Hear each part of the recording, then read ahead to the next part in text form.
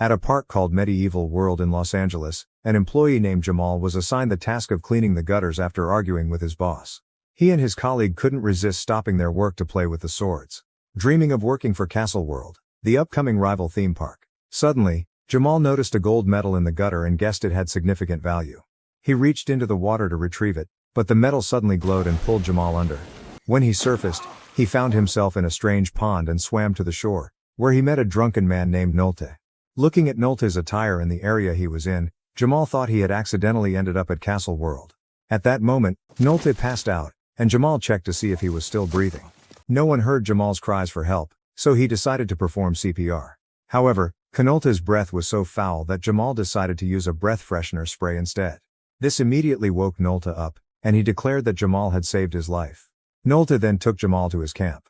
However, Jamal was disgusted by the living conditions there and called 𝒦𝓃𝒾𝑔𝒽𝓘's food roadkill meat. 𝒦𝓃𝒾𝑔𝒽𝓘 explained that people hated him because he had failed before the queen, but Jamal didn't believe him and gave 𝒦𝓃𝒾𝑔𝒽𝑘 $2 before leaving. However, 𝒦𝓃𝒾𝑔𝒽𝑘 threw the money into the fire. Later, Jamal crossed through the forest to find his way to the highway but got lost in an old farm and almost got hit by Sir Percival and his knights.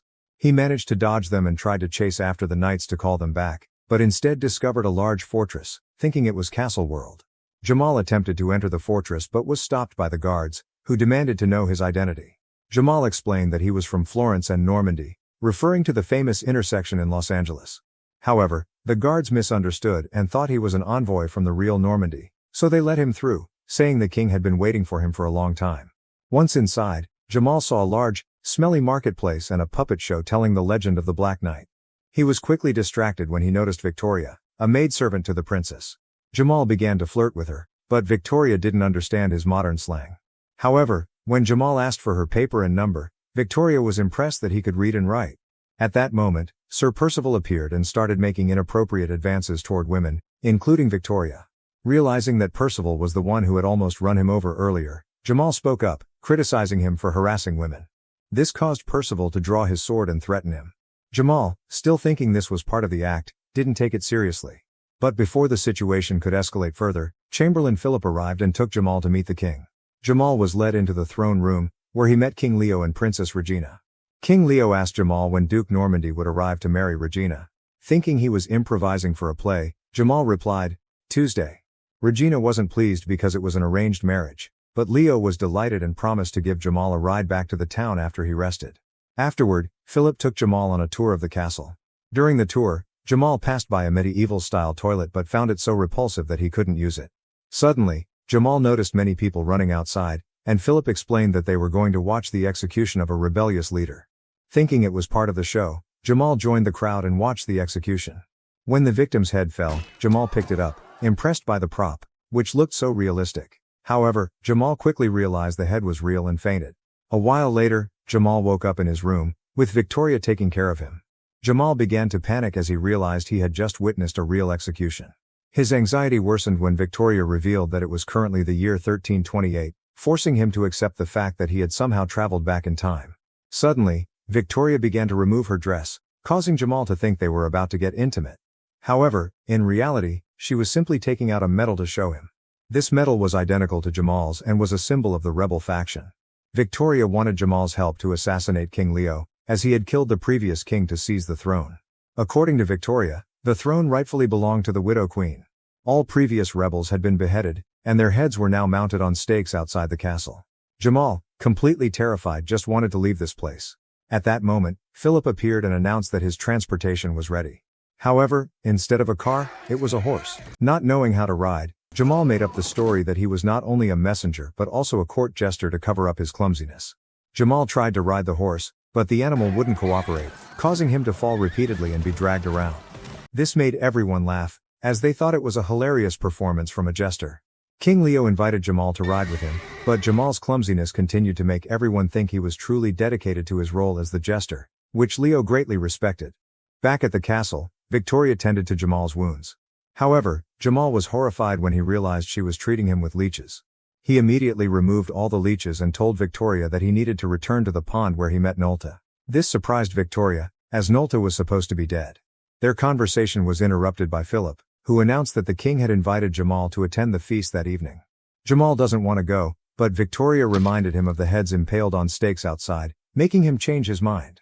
At the feast, Jamaal was disgusted by King Leo's crude eating habits, but he had to pretend everything was fine to avoid danger. Then Leo asked Jamaal to dance, as he had heard that Normans were great dancers. Initially, Jamaal tried a few classic moves to fit the medieval music, but he looked awkward. Instead, he taught the musicians a modern tune so that he could both sing and dance. Although it started off a little stiff, everyone soon got into the rhythm. And Jamaal taught them modern dance moves to the song Dance to the Music, bringing joy to the dance floor. As everyone was enjoying the music, Victoria secretly handed bread to 2 servants. Not long after, the king also joined the dance floor, and while he was engrossed, Princess Regina pulled Jamaal aside and suddenly kissed him. Sir Percival saw this and threatened to kill Jamaal for daring to touch the princess. Jamaal immediately ran to the balcony, with Percival chasing after him. Meanwhile, 2 servants approached King Leo, revealing that a knife was hidden inside the bread. As they prepared to stab the king, Jamaal jumped down from the balcony using the curtains, accidentally kicking King Leo out of the attack's path, saving him from the 2 assassins. The guards immediately arrested the 2 servants, and Leo scolded Percival for failing to protect him while honoring Jamaal as a hero. In fact, Leo even appointed Jamaal as a lord responsible for security, rewarding him with 60 hectares of land and all the women he wanted. The next day, Jamaal appeared at court with a series of new ideas like frappuccino and fast food restaurants, along with stylish uniforms for employees. Later, he played chess with Sir Percival, who hinted that sometimes the queen must be sacrificed for the good of the kingdom, making Jamaal suspicious. Not long after, Jamaal was summoned to resolve a security issue. A man had been caught stealing a turnip from the castle garden to feed his starving family. King Leo ordered Jamaal to execute the man, and Jamaal initially laughed, thinking it was a joke, but then realized the king was completely serious. To maintain his cover, Jamaal pretended to loudly scold the man and led him away for execution. However, once out of everyone's sight, Jamaal gave the man a handful of money and let him go. That evening, Leo sent Victoria, completely unclothed, to Jamaal's room as a reward for saving his life. Jamaal confessed that he had requested Victoria, but only so they could talk privately. During this time, he intentionally made loud noises to pretend they were doing something intimate. In reality, he was telling Victoria that he planned to leave the castle before the real envoy arrived. Victoria wanted Jamaal to help the rebels, especially since he had gained trust and closer access to the king. However, Jamaal refused, saying he wasn't the right person for the task. Disappointed, Victoria left the room, declaring she never wanted to speak to him again. The guards outside the room applauded Jamaal, thinking he was a fantastic lover. That night, a woman sneaked into Jamaal's room and got into bed with him. Thinking it was Victoria, Jamaal happily became intimate with her. The next morning, the real envoy from Normandy arrived and exposed Jamaal. King Leo and Percival angrily stormed into Jamaal's room, only to find him in bed with Princess Regina. The envoy saw this and informed Leo that the Duke of Normandy would no longer want to marry Regina because she was no longer pure. Immediately, Jamaal was locked in a cage awaiting execution. In the dungeon, he encountered the 2 servants who had failed to assassinate the king during the banquet. They told Jamaal that initially, they were furious with him for ruining their plan to kill King Leo. But now, they believed Jamaal was a genius for sabotaging the agreement between Leo and Normandy, weakening the king's position. They also shared with Jamaal the legend of the Black Knight, a great warrior who never sold his loyalty to kings but only served justice. According to the legend, the Black Knight was once swallowed by a dragon but cut open its stomach to escape, gaining the ability to breathe fire thereafter. Not long after, Jamaal was brought to the execution ground. In a desperate attempt to save his life, he declared himself a great sorcerer. He tried to scare the crowd with fire from a lighter, but no one was impressed because they were familiar with fire. When Jamaal's head was placed on the block, the executioner unexpectedly choked on an apple, causing the villagers to think Jamaal had used magic to curse him. Seizing the opportunity, Jamaal pretended to cast a spell and performed the Heimlich maneuver to save the executioner, making him spit out the apple. He proclaimed that he had saved the executioner using magic, terrifying everyone. Continuing the act, Jamaal declared that he could make the sun fall from the sky. At that moment, a flaming arrow struck King Leo's tent, causing panic. However, Percival quickly realized Jamaal's trickery and ordered the guards to capture him. Outside, a mysterious figure continued firing flaming arrows, creating chaos within the castle. Taking advantage of the chaos, Victoria sneaked in and helped Jamaal and the 2 servants escape on a cart. Unfortunately, Jamaal fell off the cart as the horse began to run. Percival ordered the soldiers to close the gate, but Jamaal took down the guard and escaped just before the soldiers' arrows could hit him. Suddenly, the mysterious archer appeared. It was 𝒦𝓃𝒾𝑔𝒽𝓿. He took Jamaal away on horseback, and the 2 arrived at the rebel camp. 𝒦𝓃𝒾𝑔𝒽𝓿 explained that he helped Jamaal to repay the debt of having his life saved, and now they were even. However, 𝒦𝓃𝒾𝑔𝒽𝓿 still felt guilty for failing to protect the former king, so he decided to leave. Victoria saw Jamal and tried to convince him to stay, but Jamal suggested she join him in returning to the modern era, where women were treated better. Victoria refused because she didn't want to abandon her people. Jamal decided to return to the lake alone, but as he stood before the water, he hesitated, unable to jump in. Meanwhile, 𝒦𝓃𝒾𝑔𝒽𝓿 returned to his camp and was ambushed by 𝒦𝓃𝒾𝑔𝒽𝓿's soldiers. They harassed 𝒦𝓃𝒾𝑔𝒽𝓿 and threw his water bottle into a pile of manure. As 𝒦𝓃𝒾𝑔𝒽𝓿 prepared to pick it up, Jamal suddenly appeared to stop him. Jamal rushed in to fight 𝒦𝓃𝒾𝑔𝒽𝓿's soldiers, using modern boxing techniques and humorous moves to take down two of them. However, the group of soldiers quickly regained the upper hand and ganged up to defeat him. Seeing Jamal in danger, 𝒦𝓃𝒾𝑔𝒽𝓿 finally stepped in to help. He easily defeated the group of soldiers, even pressing one of their faces into the pile of manure. After Jamal taught 𝒦𝓃𝒾𝑔𝒽𝓿 how to high-five, the two returned to the rebel camp, only to find it destroyed by 𝒦𝓃𝒾𝑔𝒽𝓿's soldiers, with Victoria captured. Jamal called on the rebels to join him in rescuing Victoria, but only 𝒦𝓃𝒾𝑔𝒽𝓿 volunteered, as the others had lost hope in the fight. Suddenly, a woman appeared. It was the queen. The queen was overjoyed to see 𝒦𝓃𝒾𝑔𝒽𝓿 alive and assured him she did not blame him for what had happened. Jamal persuaded the queen to give a speech to inspire the rebels to fight. However, the queen could only say a few hopeless words, further dampening the soldiers' morale. Seeing this, Jamal decided to take over.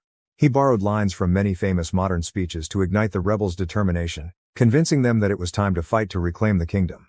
Then a humorous training segment ensues. Jamal taught the rebels how to fight using techniques from modern sports like American football and professional wrestling, while 𝒦𝓃𝒾𝑔𝒽𝓿 trained them in swordsmanship. When the soldiers were ready, they devised a plan to attack the castle. Jamal gave 𝒦𝓃𝒾𝑔𝒽𝓿 his rubber sneakers for better mobility, and 𝒦𝓃𝒾𝑔𝒽𝓿 gifted Jamal a knight's suit of armor in return.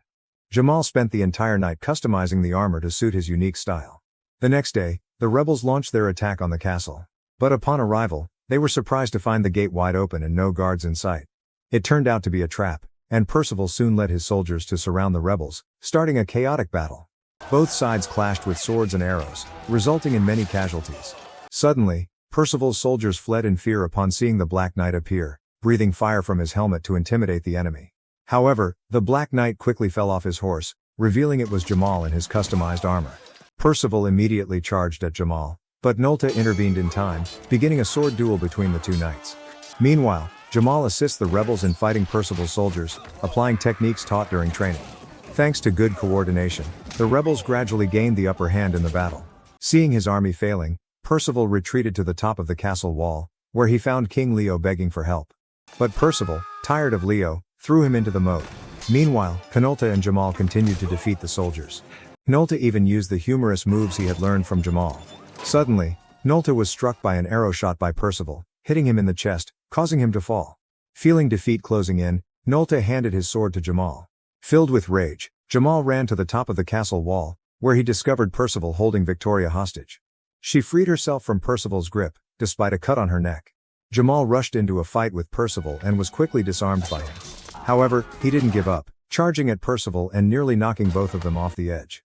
Luckily, Jamal regained his balance, picked up his sword, and began attacking 𝒦𝓃𝒾𝑔𝒽𝓿 with techniques inspired by baseball and golf. 𝒦𝓃𝒾𝑔𝒽𝓿 eventually passed out, and Jamal hurried over to untie Victoria. But unexpectedly, 𝒦𝓃𝒾𝑔𝒽𝓿 was only pretending to be unconscious. He rushed to attack Jamal from behind. At that moment, an arrow suddenly pierced 𝒦𝓃𝒾𝑔𝒽𝓿, killing him on the spot. Jamal looked down and realized that the one who shot was 𝒦𝓃𝒾𝑔𝒽𝓿, still alive and completely healthy. The rebels won and celebrated in the name of the queen. Sometime later, Jamal convinced Victoria to return with him to Los Angeles, and the two shared a sweet kiss. The queen offered Jamal to stay, but he declined. Instead, she knighted him as the Black Knight, to recognize his contributions. As the ceremony was taking place, Jamal suddenly felt dizzy and woke up, realizing he had returned to the present day. He was surrounded by medical staff, who had just rescued him from the lake, and his colleagues, who informed him that Jamal had been underwater for 10 minutes. After waking up, Jamal thought it had all been a dream. His colleague wanted to exploit the accident to sue the company and make some money, but Jamal refused, believing it was dishonorable.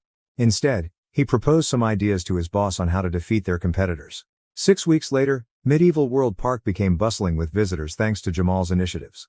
His boss continuously thanked him for his contributions. While Jamal was guiding children at the batting area, a woman approached to thank him for it. Her name was Nicole, and she looked exactly like Victoria. Both Jamal and Nicole felt strangely familiar with each other and quickly connected. Before leaving, they both agreed to have lunch together someday. However, as Nicole and her grandson were leaving the park, Jamal realized he hadn't gotten her phone number. He hurried to chase after her and carelessly fell into the same familiar ditch. When he stood up, Jdmal was shocked to find himself in the middle of an ancient Roman arena, surrounded by thousands of cheering spectators. He was forced to flee from fierce lions. Don't forget to subscribe to the channel and turn on notifications to follow more interesting videos like this. You can search for the movie Black Knight to watch the full episode. Thank you for watching.